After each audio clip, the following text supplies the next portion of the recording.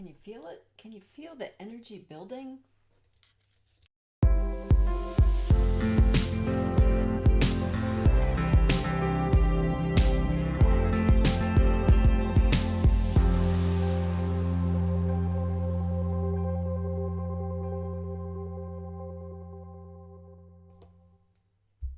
Well, hello there, Enchanted One, and welcome to Spirit Thermia Bone, your spiritual lifestyle channel, where every week we come together to cultivate our connection with the Enchanted Universe and coax Spirit to throw us a bone.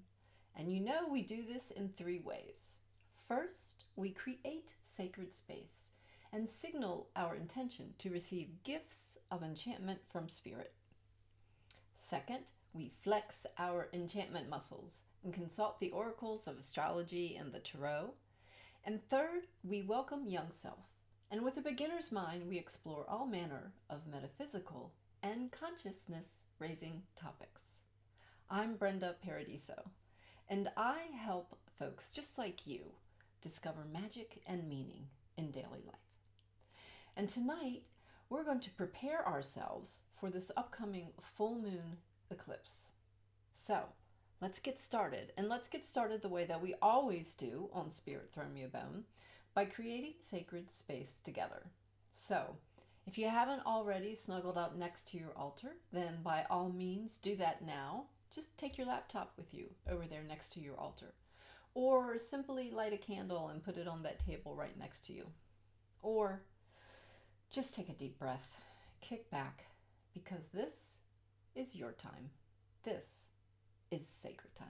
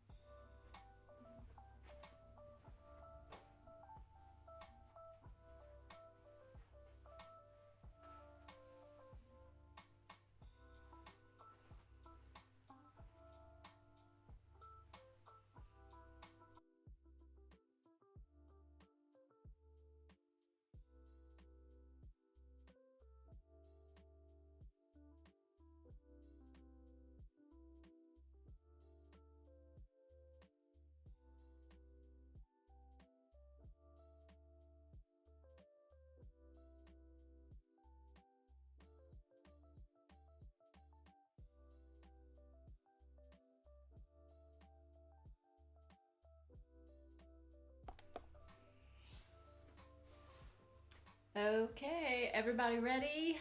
Ready to get your sacred on? Okay, so you know the drill, guys. We're going to create a virtual container, an energetic circle, a virtual sacred circle. And we're going to do it by calling the directions, starting with the east and going around, calling all 4 directions and invoking all 4 elements to sort of hold sentinel around our circle to keep the distracting energies out and the sacred, magical, and enchanted energies in. So let's get started.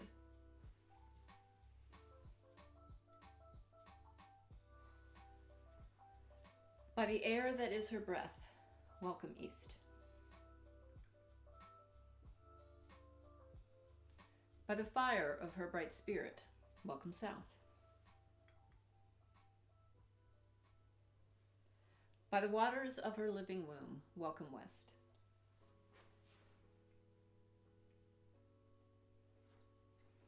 And by the earth that is her body, welcome north.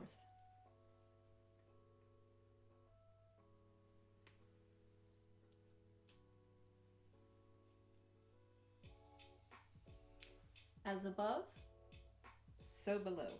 We are in sacred space.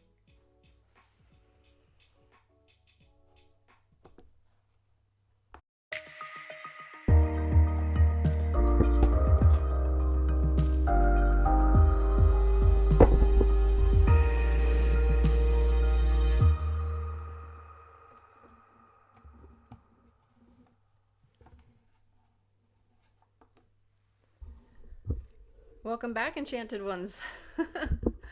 How's that for a transition? Okay, guys, welcome, welcome, welcome. It is another Sunday night, And it's another spirit throwing me a bone. And I'm just going to get settled in my big tall chair so my camera will stop being blurry on me. And we're going to see who's here. And we're going to turn back on some background music. How about that? Let me get it going here. There we go.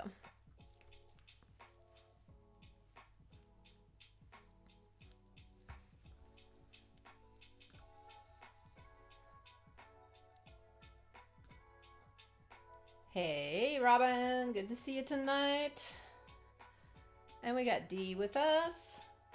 Hey, Dee, this is 2 weeks in a row for you. We're becoming a really good habit, right? Hey, Janet. Oh, so how was your week, guys? Tell me all about it. It was, you know, we talked about all that crazy astrology last week that was coming up for us. And oh my goodness. So remember the big loud crash? Well, first of all, everybody's okay. And so, but I do feel like I want to tell you what that was because it was a loud crash. So my daughter was putting together an aquarium, like a little, I mean, not really so little. It was actually kind of big. I guess it's like maybe even like a 10-gallon one, right? That she had just gotten. She's setting it all up. And I don't know. I wasn't up there, obviously. But somehow it just crashed on the floor. And that's what it was. Full of water, right? And her dad was helping her and she was all upset and whatever. But everybody is okay. Except, and there was no fish in the aquarium yet. So there, you know, didn't have any casualties there either. Just a big mess and a big loud crash during my stream. Which you all heard, right? So, you know, you do this for like a year or more and things are bound to happen, right? Okay, so I'm glad, Janet, that you did not allow anyone to take your light over the past week because it was a little bit crazy. But the reason why I revisited the story of the crash last week was because it was so descriptive of the astrology at the moment, right? Because remember we were talking about Uranus and like how it's the unexpected, you know, upheaval, right? And so Uranus combined with Mars. Mars is like sharp objects, like shards of glass. And so like, and then Mercury was in the mix, right? The planet of communication and right? So of course it would happen while I'm trying to stream and, you know, involved in putting out a message, right? And then there's like unexpected upheaval during my stream. Crash! Glass everywhere! But again, everybody was okay. So it was just a bit distracting, now wouldn't you say? Right? A little distracting, a little bit of distracting Uranian energy mixed with the Mercury. You're not late. You're never late. You're never late to the party, Kathleen. I was just telling the story, filling everybody in on how the astrology that was so potent last week during our stream showed up during our stream with the big crash that was upstairs. Remember that?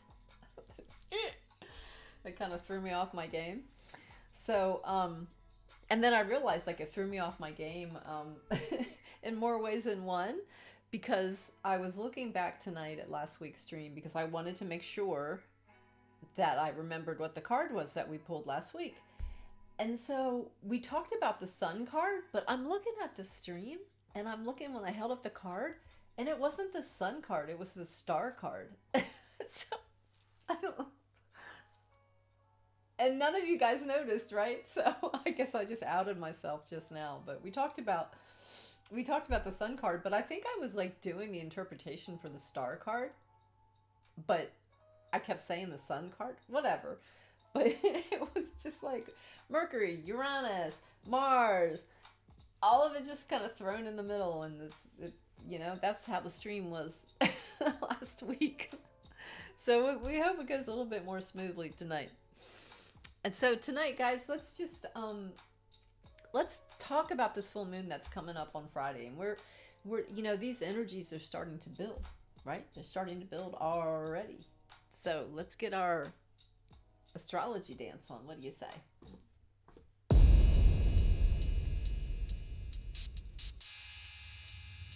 All right.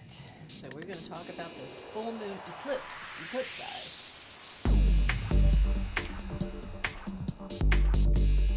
You know, we haven't had any eclipses since June. So we're going to have all these new eclipse energies. Yay! All right. So back here. Okay. So, where shall we start with all this? Well, who else we got here? Kathleen is here, and it's all good. Alrighty. Well, let's just review for a bit what an eclipse is. Okay. It is like so this is a full moon eclipse, okay? And we know that a full moon is when the sun is on one side and the moon is on the other side, and so the sun is totally illuminating the moon, which makes the moon look full, right? And it's actually called a lunar eclipse because the moon is eclipsed. So, full moon, we know, is culmination, right? Because we start at the new moon when the sun and the moon are together in the same degree in the sky. And then the moon grows and grows and grows, right? And you go through the first quarter phase, and then the end of the second quarter phase is the full moon. Okay, so we're right actually now technically in what's called the gibbous phase, the building phase, where it's like, if you're thinking about it in terms of the interpretation of the gibbous phase, it's about perfecting things before you reach fullness. Okay, so that's what we're going to do this week.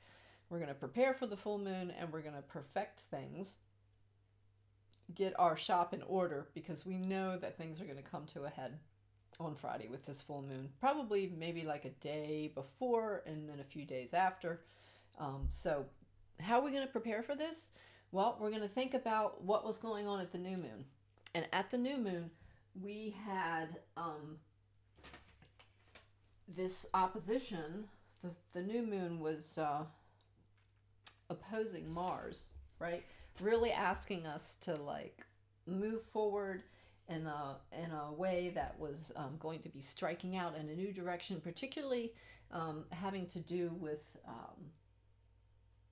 things like communication and travel and technology and that type of thing. Now, it was squaring Saturn, so there was some push and pull with that and some real tests around that. So really, at the new moon, you know, maybe you felt like, wow, you really had something to say, but man, you were running into some big resistance, or you yourself were going to be that resistance, right? And but just feeling very forceful in your communication, and maybe going up against the powers that be, or maybe just really putting your nose to the grindstone in terms of whatever this initiation, whatever it was that you were initiating back at the new moon, right? Hard work is the hallmark of any Mars-Saturn combination transits, okay? So that was the flavor of the new moon, okay? And then we went through all kinds of things between the new moon. The new moon was back on the 10th, okay? Coming up to now. So Pluto was in on the action too, early on, and but it's the Uranian energies that were really very told the story of the new moon and has led us all the way through to this full moon. And we talked about this before. We had the Mars and the Mercury squaring Saturn and all that kind of stuff, but thrown in the mix, because the new moon opposed Uranus, thrown in the mix over the last couple of weeks has just been the unpredictable, has been kind of a disruptive energy, or just the energy of revolution, change, and sudden insights. Okay, so if you've been feeling that things have been pretty unstable, or just 1 minute you know, a situation looks like this, the next minute the situation looks like that, but you know, all the while, you know, you've got your nose to the grindstone and you're just really trying to move forward and push forward. You know, that is very much the kind of energy that the Enchanted Universe has been serving up over the last couple of weeks. And the energies that we need to have in mind, um, and know that, you know, are feeding this upcoming full moon culmination, okay, and what we're going to be hopefully preparing ourselves for, um, in the best possible way. Okay, so how do we do that? How do we do that, guys? Well, think about what you've been working on. Think about, you know, all the things that you've done over the last couple of weeks that have really challenged you to, you know, be a leader or strike out in a new direction. Be flexible because, gee, you know, things have really been unpredictable. Um, and you know, you've maybe there have been times where you really had to like hold your tongue, right? Or that you've kind of gotten caught up, or you tripped up a bit in terms of, you know, like maybe you spoke too soon, or you really wish you could have taken that email back that that you fired off to somebody, maybe in a little bit of a fit of anger, or just, you know, just feeling like, you really are not wanting to toe the line, right? Not wanting to play the Saturn game, you know, and wanting to be a bit rebellious. So now is our chance, though, to take all those energies and really bring about something, um, you know, more productive, or just generally productive, that really puts your stamp of individuality on whatever the endeavor is. Okay, so we've struggled over the last week or two. Maybe we've used it really productively because it's been giving us a lot of energy to work hard.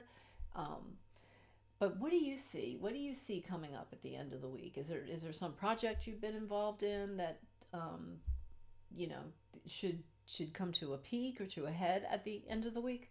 I'd love to hear about that. Um, so because this full moon eclipse still it has us underneath these same very similar energies, because this full moon again is Mars opposing Uranus. Okay, not the full moon itself. The full moon is in opposition. Okay, but whereas the new moon conjunction in Scorpio was opposing Uranus, right? This full moon has Mars, the planet Mars, squaring Uranus. So still, Uranus is like, he's like the king right now. Okay, and so there's going to be one last push, boom, boom, boom, one last push with Mars Uranus at the full moon. So let's like batten down the hatches and really think about, well, how can we like really use this? How can we appease the gods, the god of war and the god of revolution? How can we appease them, right? There's something called um, sympathetic magic. And it's a form of magic where you basically are making an offering to the gods. Like, you're like, okay, I know that it's going to be Mars and Uranus, you know, doing this dance in the sky, right? And what can we do to appease those energies? Like, I don't know. Let's think like of a little spell or a little action or some kind of a token of sacrifice to the god of war and the god of revolution. I'm going to be thinking about that. Who can come up with something like that? Let me think here. Well, Mars. Well, yeah. Well, Mars is the god of war, the god of competition, the god of, um, you know, the Holy Crusade, even, right? And what else is Mars? I'm trying to think of the more positive. Leadership. Mars is leadership. Okay, so you could be leading someone in some type of Uranian pursuit. Uranus being revolution and even technology or eccentricity. Lightning is Uranus. Uranus. It's pronounced both ways. No jokes. No jokes about any of those pronunciations, guys. Okay. So I'm going to be thinking about how I can do some sympathetic magic with those two gods. the god of war, the god of leadership, the god who cuts off things and severs, that's Mars, and the god of revolution and change and eccentricity and enlightenment, that's Uranus. So, okay, love all the way. So, okay, so that's your antidote for Mars is Venus. Well, that makes sense, right? But you know what? The Venus type things may not satisfy the god of war. So remember, we are making a sacrifice or, giving some token to the god of war. Okay, so he's not going to want pretty flowers, He's going to want you to go, run a half marathon. I'm not doing that. Oh, what else? I don't know. Maybe he wants you to, light a fire to him every night. I don't know. And Uranus. So, what can we do to appease the god of revolution and change? Well, we could turn around and do a 180 and do something completely different.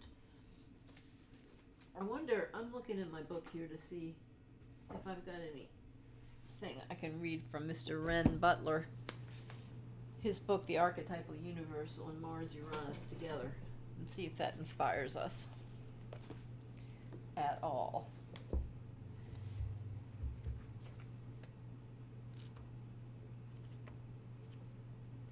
I don't want the 3 things, I want 2 things.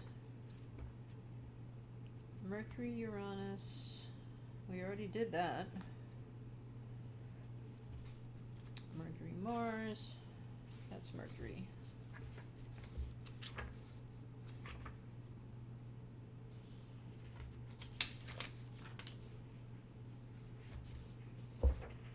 Mars, Uranus. Okay, so this is my book that I'm going to show you. The Archetypal Universe, Ren Butler.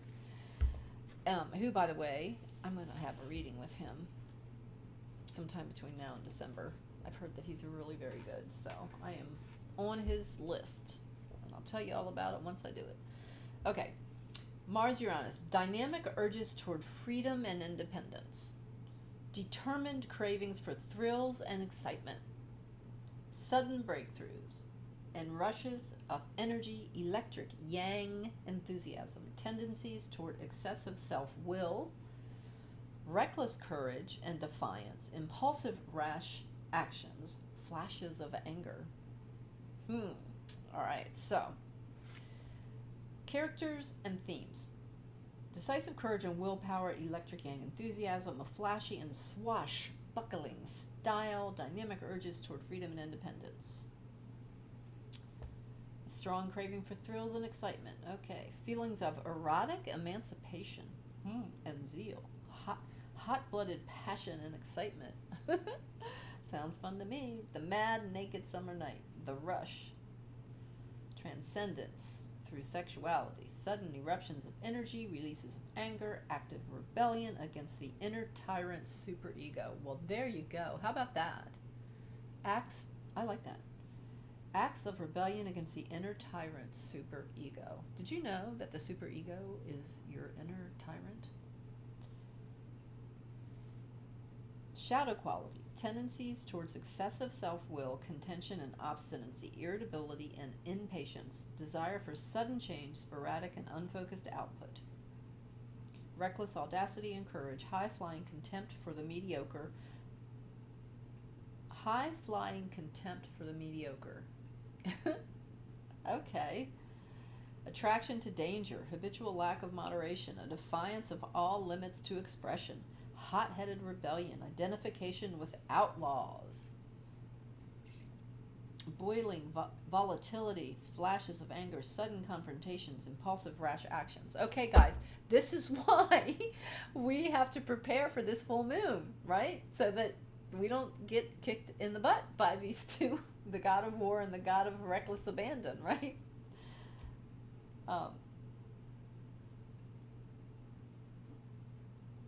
Let's see here. How about this? The ideals of martial glamour, the knight in shining armor. That sounds better. or the urge to shed blood for various ideals. Well, I won't be doing that. Thank you very much. Okay. Archetypes and spirituality. Artemis, Diana. I so totally identify with Artemis. Robin Hood. Heroic feats and quests such as slaying the dragon or killing the tyrant. The warrior hero embodied as Arjuna, Rama, Durga, David, Theseus, Perseus, Heracles, Tristan, Siegfried.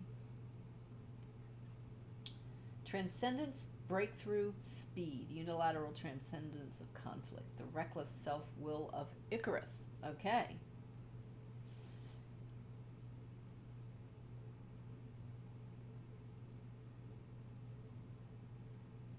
Scenes of flying and gliding, which are symbols of spiritual transcendence, are also very common in Mars-Uranus dreams.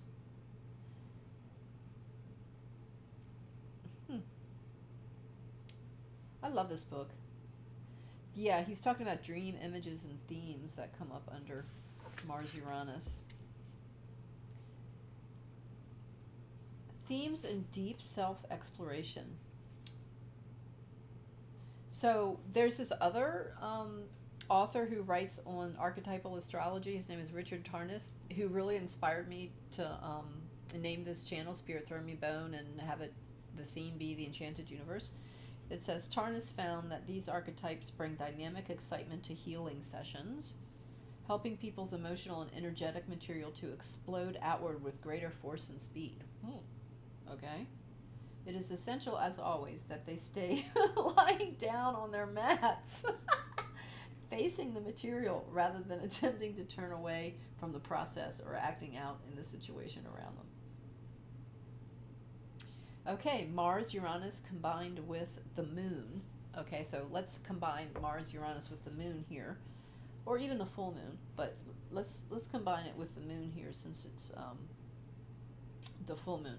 Fierce needs for freedom and independence, a craving for thrilling and exciting adventures, healthy spontaneity and directness in active and stimulating home life, a propensity towards manic restlessness and impulsive action, daily extremes of emotion, ongoing sharp reactions, militant nonconformism or anarchism. Okay.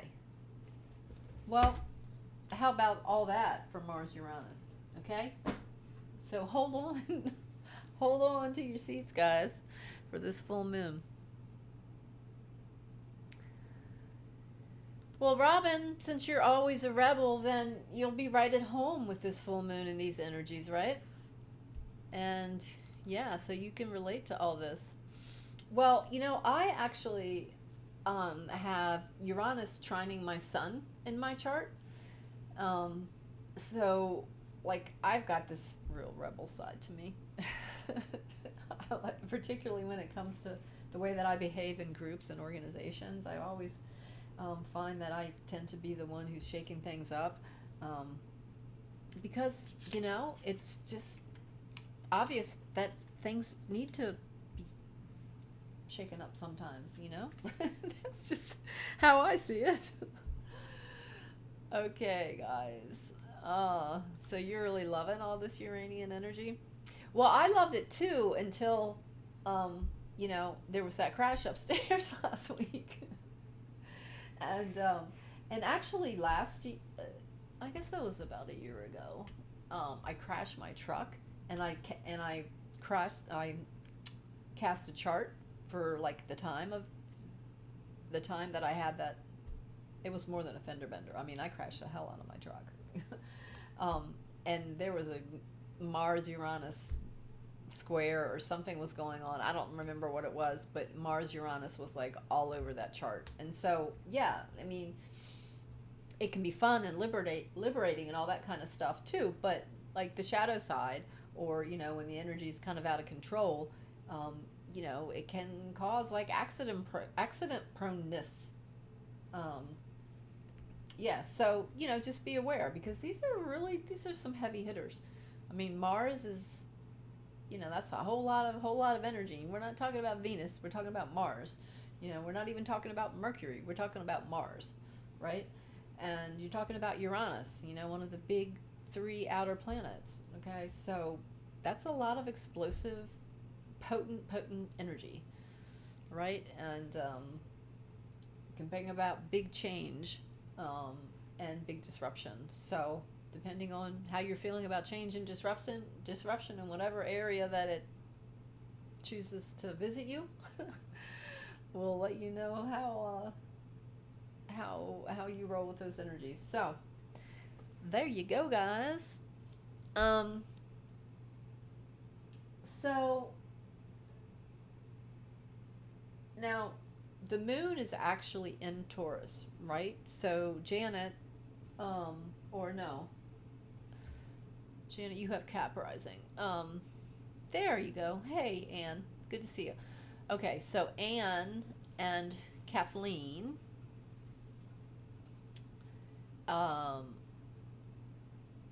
you guys are both Taurus rising, right? So this full moon is in Taurus. So I want to know how this full moon shakes out for you. Like, are you guys anticipating? Are you feeling, you know, these energies coming to a head already?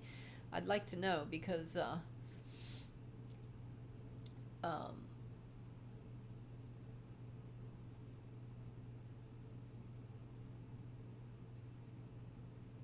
yeah. What do you mean? Are you talking to me, Robin? Am I okay? When I was talking about crashing my truck, that was like a year ago. That was like last January, I think. Yeah. I was just giving an example of, I ran a chart for when I did do that, and Mars Uranus was all over that chart. So that was just an example there.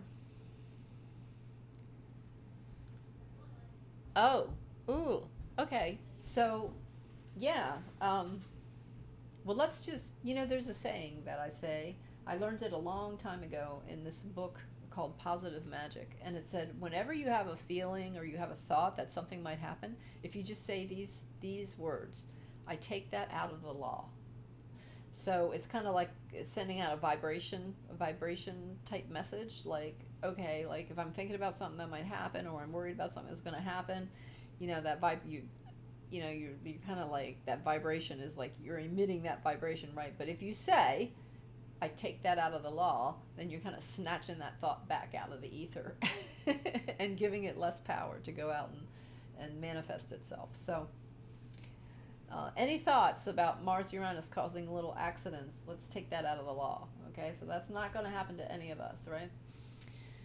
Okay.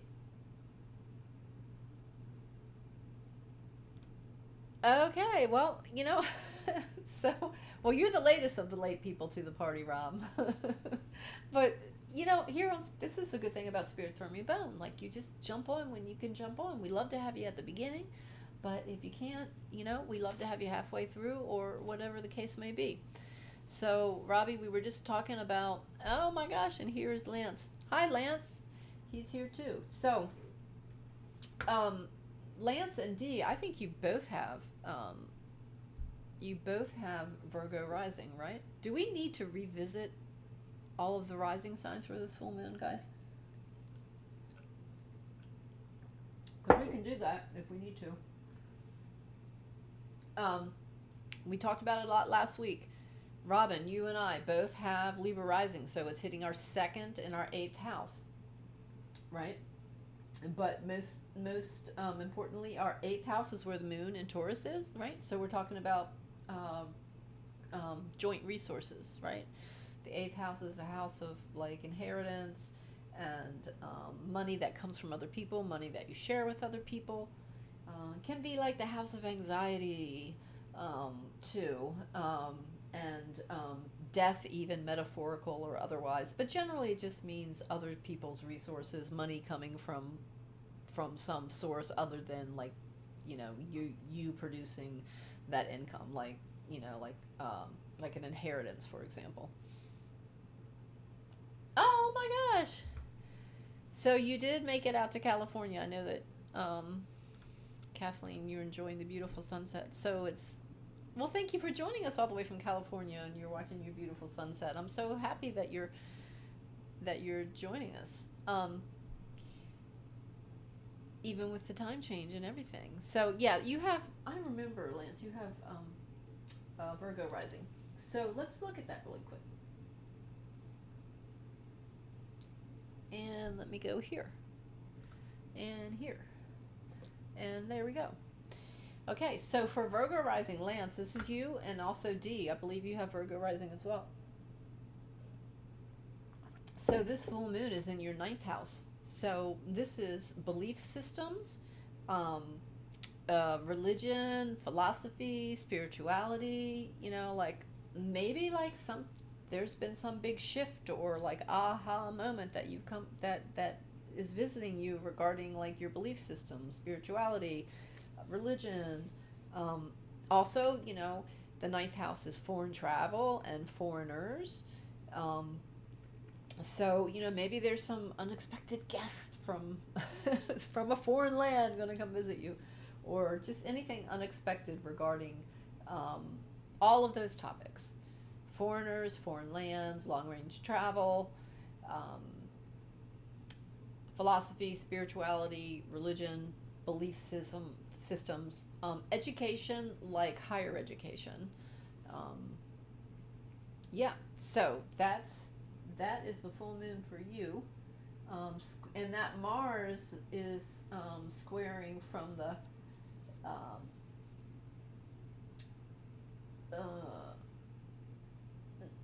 no, Mars is in the action here, opposing. What is it? Yeah, it's the full moon. Yeah, opposing that Mars.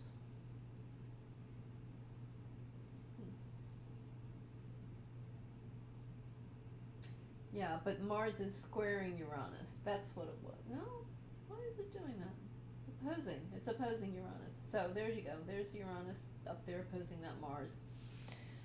Okay, still, you know, we're talking about the third and the ninth house. So the third house is involved too. So maybe there's some issue coming to a head with siblings, or some kind of event in your neighborhood, or just travel, generally travel, just even long range travel, but not even just long range travel, just because you're talking about the third house could be like just running around town.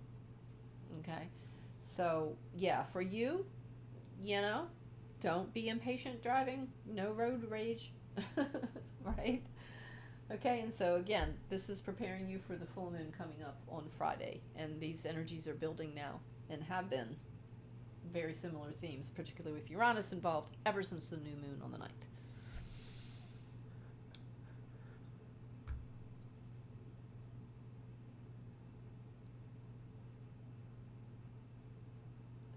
Okay, well, so Lancey, you're driving to Florida in a few weeks, so you'll be you won't have to worry about these full moon energies in a few weeks for you in the way that you will, like, say, this weekend. So I'm not so concerned about your driving in a couple of weeks. If you were saying you were driving to Florida over the weekend, then I'd be a little bit more concerned. Okay. So we talked about Taurus rising. We talked about Virgo rising. And Janet, you want to just take a look at Cap rising here? Just as a reminder, because we did all of this already last week. So for Cap rising, wait. That full moon is in your 5th house, Cap rising. Oh, we talked about that. Romance. Are you going to have a fun date this weekend with a very eccentric individual who, like, maybe is in the military? Or is a bodybuilder or something? I'm like throwing in these Mars themes.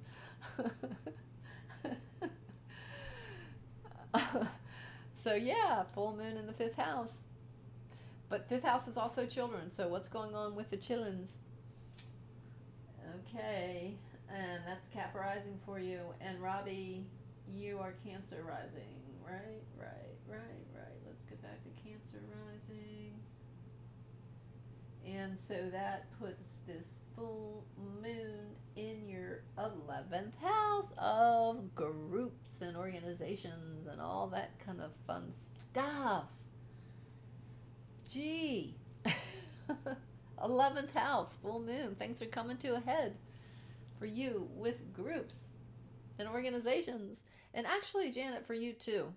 Um, because, you know, this opposition is 5 and 11, fifth house, 11th house, fifth house, 11th house. So the new moon focus was more on groups for you, Janet, and more on creativity and that kind of stuff for you at the new moon, Rob. And now it's switched, okay, because the full moon is in the opposite house now. It's in the 11th house of groups. So, Robbie, it's more, you know, a focus on groups and organizations and that for you. This full moon coming up in Taurus at the end of the week, guys. Okay.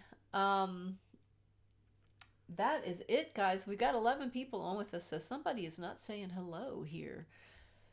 So say hello, won't you? Say hello, you lurkers out there. We'd love to hear from you. Turn that background music back on. Hey, guys, you want to pull another card? Let's do that.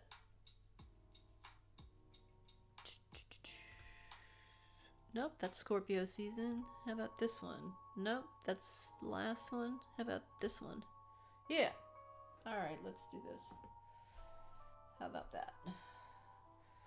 Okay, let's pull a card for this full moon. I think we should definitely pull a card for this full moon.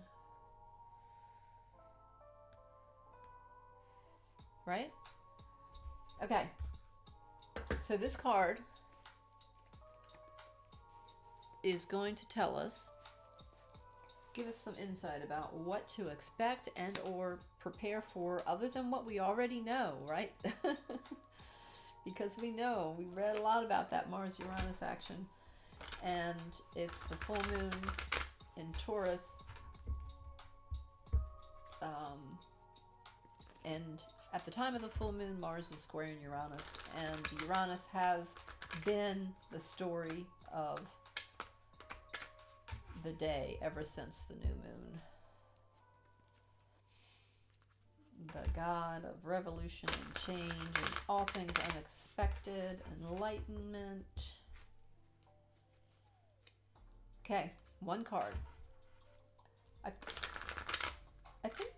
think we'll just pull it from the full deck. What do you think? One single card from the full deck.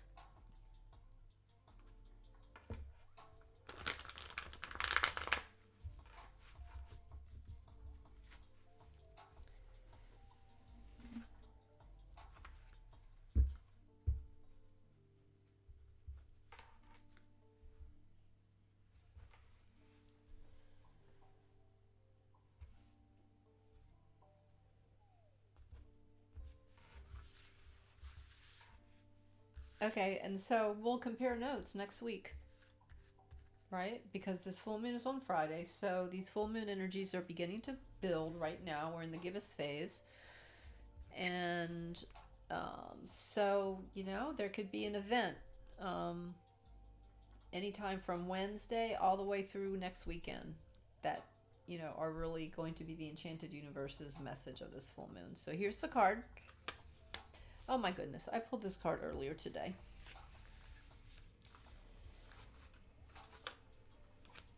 There she is again. They call her the Little Priestess. Who do we have here? The Two of Swords. She's so pretty. Okay, so the Two of Swords, guys.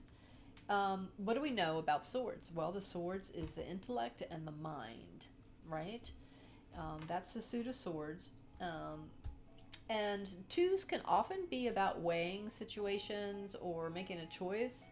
But look at her. She is, I don't know if you can see well, but she's wearing a blindfold. Okay, so is there something she's not seeing?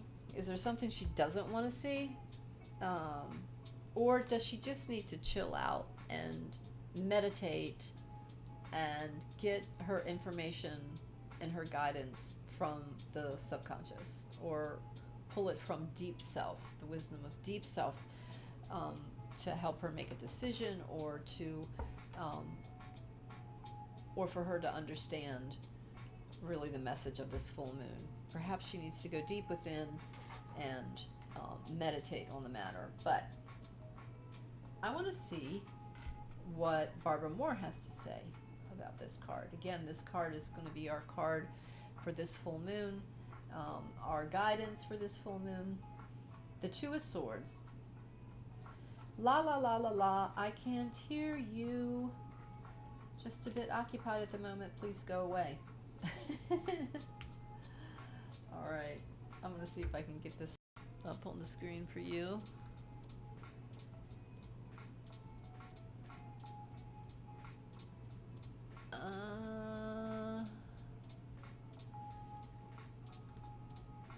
There.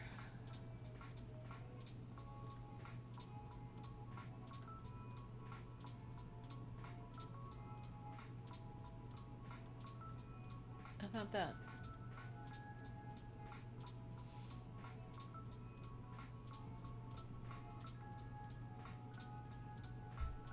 Okay, so this is what Barbara Moore says.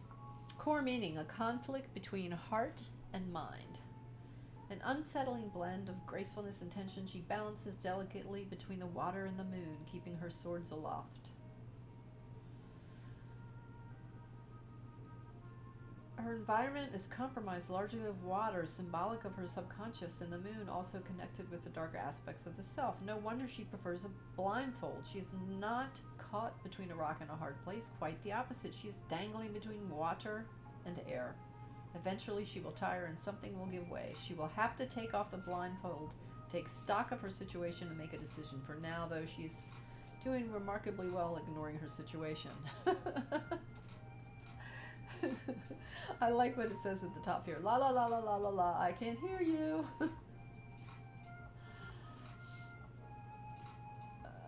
So if you are feeling a bit between and betwixt, the Two of Swords will probably show up in your reading. It lets you know that while you may feel like you are doing everything you can, you actually are spending too much energy accomplishing nothing. Well, I don't know. I don't see how Mars and Uranus will put up with the Two of Swords. I really don't.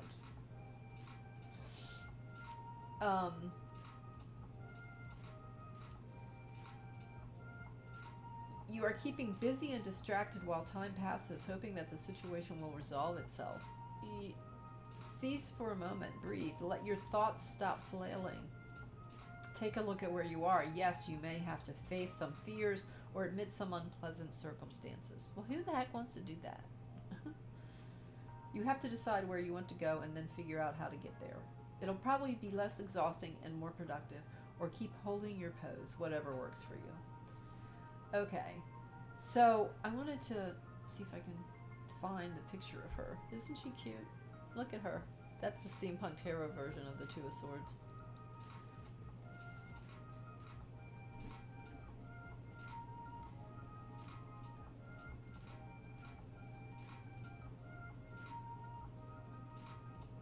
There we go. Okay. I'll just leave that there. Now, what I want to read here is, I told you that I just love this this book here by Susie Chang, and she has a very different take on the Two of Swords, which I want to read to you. I'm very know this card pretty well because it's the same decan as my moon, and we'll talk about the decans and the tarot at some other time. But suffice it to say, she's one of my main archetypes, the Two of Swords. All right, wait a minute. So it's Libra 1 here. Libra 1, Two of Swords. The Two of Swords, too, can be the meditative state that helps us find peaceful refuge from the mental chatter of our conscious minds. Now, doesn't that sound a lot better than what we just read from Barbara Moore? It sounds very different, too, doesn't it? So she talks about, this is T. Susie Chang here. She says the takeaway with the Two of Swords is when you draw the Two of Swords, ask yourself what you can do to create peace in your mind. Take a step back from whatever single-minded agenda you have been pursuing. If you are in an argument, give your opponent's point of view a full and equal airing. If you are a student of any kind, set aside your preconceptions about your subject so you can learn something new. Turn to whatever meditative practice allows you to clear your mind and listen for silence. Swords correspond to air, so Two of Swords can simply be a way of saying two breaths, the inhale and the exhale. Peace may be as simple as witnessing both in your mind until there's nothing else to see. Well, I like that better. Because I particularly when we think about this full moon that's coming up and like how explosive it can be and how, like, you know, we were reading, Ren Butler was saying, like, oh my gosh, you know, like, talk about the rebel without a cause or with a cause, right? That's Mars Uranus, right? Just like rushing full speed ahead into whatever you, to pursue whatever your agenda is and whatever you're fighting the good fight about. The Two of Swords is saying, just cool it, you know, maybe meditate on this for a moment or two or three. And just chill and allow stuff to percolate up from the unconscious, and check in with deep self before rushing too far headlong into whatever might be a situation that becomes too volatile or difficult to get yourself out of. So there you go, guys. That is it for tonight. Any last final thoughts here, guys, on our beautiful Two of Swords, or this, I want to say, crazy full moon that's coming up? Could be crazy, but let's hope that it's not too crazy. Let's channel our Two of Swords and there you go, Robbie. Wow, this is why I don't get readings. I don't want to take my loosely tied blindfold off. Well, no, see, this is a good reading to have at this time, because she is saying, okay, look, she's even standing on, what is she standing on? Looks like she's standing on some kind of electrical shock of some sort, right? Maybe she's standing on top of Mars-Uranus instability, and she's like, hold your swords, close your eyes, put on your meditation mask, or whatever you call it. Check in with deep self. Just cool your jets. Alrighty, guys. Okay. Well, you know what time it is? It is, where we go here. How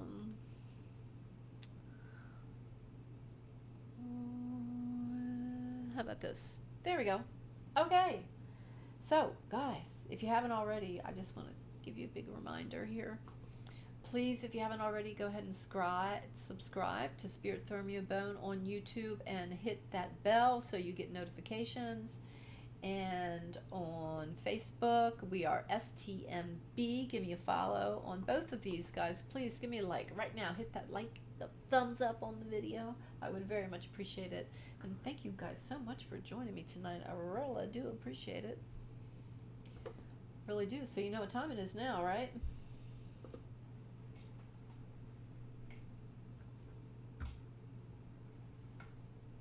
It is time. What do we got here? This is the wrong music.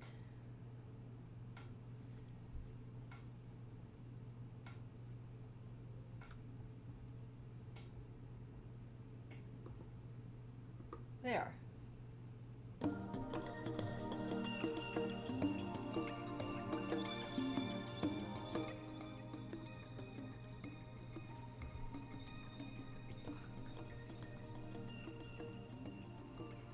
Okay, guys, before we leave, we got to open up the circle, right? Because we created a sacred circle, an energetic container. We got to release all that energy, right? We don't want to be ungrounded. We don't want to be able to sleep tonight. Okay, so we're going to go in the opposite direction, and we're going to release the circle and thank the gods and the goddesses and the powers that be of all the four directions for joining us and holding our circle tonight.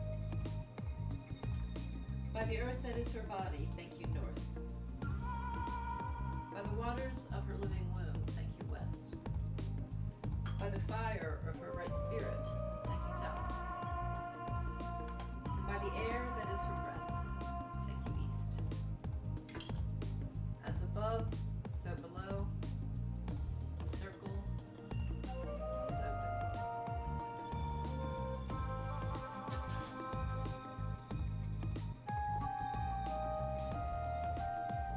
So guys, thank you for joining me tonight. I really appreciate it. Love you too, Robbie. Good night, everyone. So, just real quick wrap up before we finish. Full moon coming up this week, Friday, right? We know, we're all prepared, right? We're prepared for the full moon. We're prepared for that crazy Mars-Uranus square that's going on. And all these energies that are going to be coming to a head, right? And we drew our tarot card, the Two of Swords, and what did she advise? She said, just take a moment, meditate, check in with deep self, take a deep breath. Maybe don't rush headlong into that situation in an impulsive way that Mars-Uranus might want you to do. And in the meantime, if you can think of some kind of an offering to make to the god of war, go ahead and do it. See you next time.